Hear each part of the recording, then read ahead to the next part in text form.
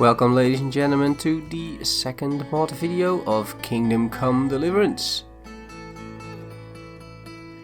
There are 4 more mods today that we will be discussing.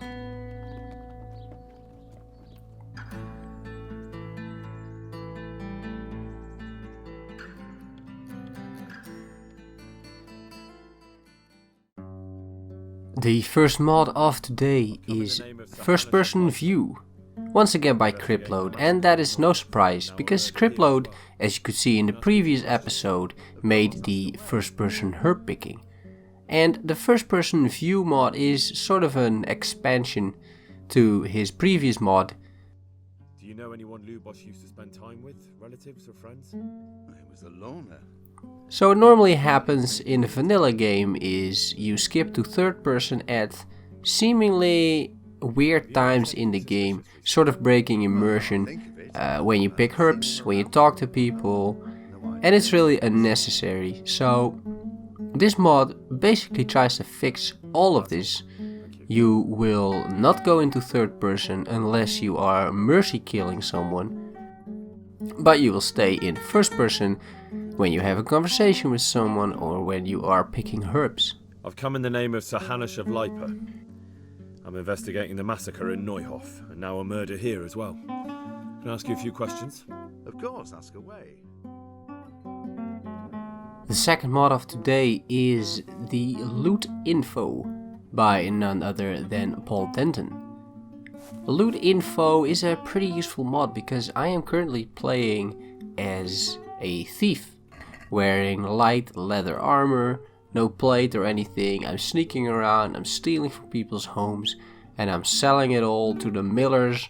They give me really shady jobs. I've stolen like all kinds of things already. But what you don't see normally is if you've been somewhere already or not. And this mod aims to fix this, because what will happen after installing this mod is you will get a notification in the mouse over tooltip when you have already searched a chest or a cabinet or basically whatever you're trying to loot. You can see if you already searched it or if it is all new to you. And this is really nice to have, because obviously I'm running around in like the same town and village over and over again, and sometimes I see a chest but it is pretty well guarded, maybe during the day, and then it's gonna be hard to steal from that chest. But later at night I might return and come back for this chest, steal something, sell it to the millers, that kind of thing. And then this mod is super useful, so you know if you've already searched this particular chest or if you haven't. We are on to our third mod of today, and this is No Stamina Visual Effects by TheCorex. I don't know about you guys when you take like a little sprint in real life, but what does not happen to me, even though I do get exhausted, is that I lose, let's say, all saturation of color and basically go completely colorblind and make no sense of my surroundings. However, somehow in this game it does happen. Henry keeps on sprinting, and it seems if you keep on going and you keep pushing Henry to the limit, you will be possessed by a demon or something. That is sort of the sound and the visual effects that are displayed over here. It's quite severe for someone who is basically just out of breath.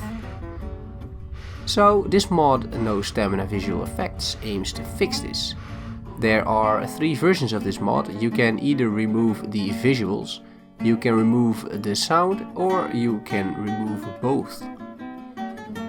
I installed the visuals, so from my game only the visual effects are removed, which to me makes sense because I would still assume that I will be like heaving heavily after a small sprint, but I should be able to at least see normally, right? All in all, this is just a very decent mod. It makes perfect sense to me. I can see why people want this, and I definitely keep this mod installed during the rest of my playthrough.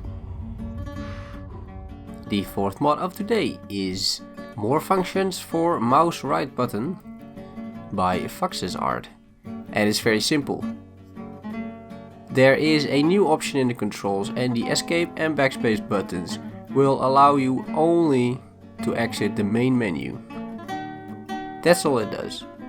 And then any other functionality that was previously attached to the escape button has now been taken over by the right mouse button, which is super nice because you're holding your mouse anyway, right? So now, in game, you can actually do all these actions with just a simple right mouse button click. This is such a nice, convenient mod. It allows you so much easier navigation through menus, through activities, through cutscenes, whatever you need to do. It's all very intuitive, and the right mouse button is the ideal button to use, in my opinion, for these kind of things. So a mod definitely recommended if you don't want to hit the escape button or the backspace button. I mean, that's even worse, right? The freaking backspace button. If you don't want to hit those buttons but want like an easy right mouse button solution, here you go.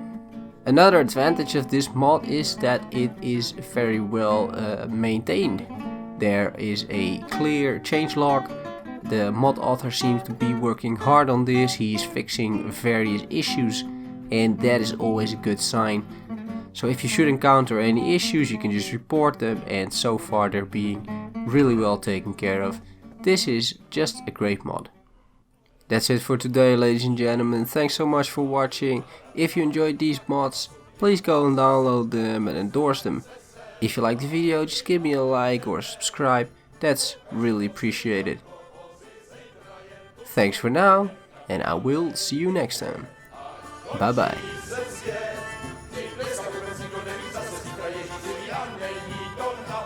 Enough of this!